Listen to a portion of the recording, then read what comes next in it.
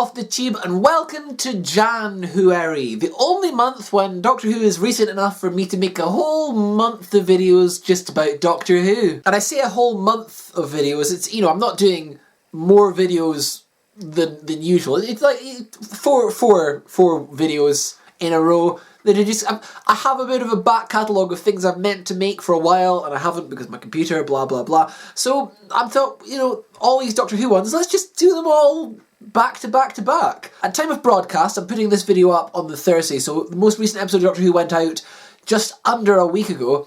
At time of filming, this is Monday, so Doctor Who was 3 days ago. I'm not going to be talking about the most recent episode of Doctor Who in this video, or actually really in any of them. This isn't a channel of review. I'm not good at being analytical. I'm just not good at it. I can't really sort of put together a solid, meaningful, coherent argument for why I think something's good or bad. I have tried. Sometimes I have a go at it, but certainly striking while the iron's hot and reviewing a new episode, I think it's just not going to be a very good video. I'm too positive about like most things, and I've not got good sort of debating skills. I'll leave the reviewing to other people. I will say I really liked the episode. It wasn't perfect, but I liked it a lot. That's as much as I'm going to go into that. That's not what this video is about. Some of you might remember my series I did last year, and I think the year before. I sort of do them on and off, when I talk about some Doctor Who numbers. Well, I've got some Doctor Who numbers to talk to you about, but this is going a little bit more specific. Usually I'm talking about how many episodes per year and how many minutes per year and how long we wait between episodes, blah blah blah blah blah. No one cares about that. But this one has been bothering me for a while now. It's been a few years since I noticed this.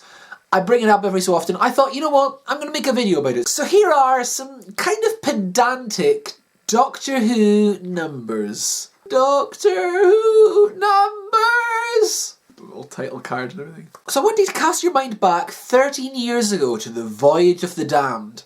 We had a scene where Morvin and Foon are talking to each other. Here's a picture of them, just in case you've forgotten who Morvin and Foon were. So within the context of the story, Morvin and Foon won their tickets onto this expensive and extravagant and opulent cruise ship trip because Foon entered a phone-in competition asking questions about, I don't remember, space future soap characters.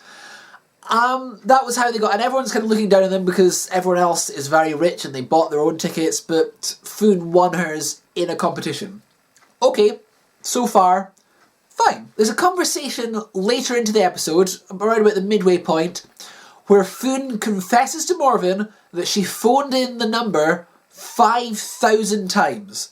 The reason they won was she entered 5,000 times, and that was how they won, and because of that, their phone bill is now 5,000 credits. And this is a terrible thing, she's been worrying about this a lot, because 5,000 credits, that's a lot of money. That's a big amount of money. 5,000 credit phone bill. As Morvin says, they'll need to work 20 years to pay that off. Okay, fine, so 5,000 credits is a lot of money. I have duly noted. Thank you for letting me know. At the end of the episode, the Doctor and Mr. Copper leave for Earth. Mr. Copper is just going to live there, but he's like, but what will I do for money? And the Doctor says, now you had a credit card that you took with you when we went down to Earth for spending money. How much money did you put on that credit card? And Mr. Copper reveals that he put on £1 million, which he doesn't understand the currency, so he thinks maybe £1 million would be about, you know, enough for trinkets, enough for knickknacks, just little souvenirs. The Doctor then reveals to him that £1 million is actually a lot of money. In fact, he tells him that £1 million is equal to 50 million credits, which is very exciting for Mr. Copper. He's like, wow, that's a lot of money. I can buy like a house probably now. Great. Except £1 million equals 50 million credits. That means that 5,000 credits equals £100. And I don't want to sound too overly privileged here, but is it just me, or is a £100 phone bill, although more than you'd really want to be paying for a monthly phone bill, that's not very much. Would it really take you 20 years to pay off a £100 bill?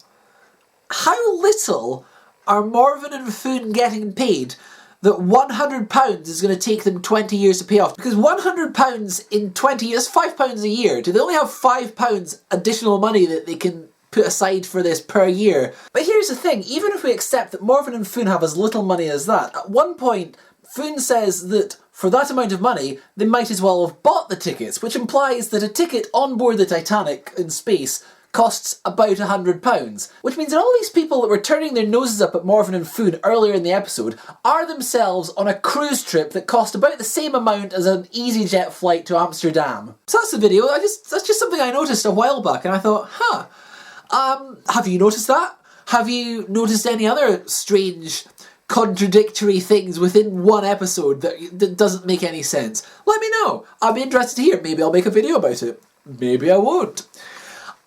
Someone recently put me onto a tiering list. There's a big tiering list going around Twitter of YouTubers, and someone put me onto it. I don't actually know who. It wasn't me. I will tell you that, because I hadn't really considered myself to be a YouTuber. I make videos. Sometimes they're about Doctor Who. Doctor Who's like my favourite thing, but I don't make that many videos about it. Last year I think I made like 4 videos on the whole of Doctor Who, and most of them were kind of tenuous. But I guess at the very least, being on that list has kind of made me think I should probably do, if people think I'm a YouTuber, I should probably do more Doctor Who videos. I quite like doing them. I do like talking about Doctor Who. So join me next week for more content that is at least vaguely connected to Doctor Who. Until then though, thank you for watching and have a Who day. It's my new catchphrase. Once I found a stowaway upon my ship on Christmas Day. I was fair, so I gave him a chance. The one downside to doing a themed month instead of like a themed week like I used to sometimes do is, as well as the fact there's fewer videos, I'm doing weekly videos in a month rather than daily videos in a week. I can't do that thing at the end. I used to go like, I did a Who week back in 2013, and at the end I had to go Who week, and that's my post-credit scene. I can't. I can't do that. Who month doesn't have the same ring.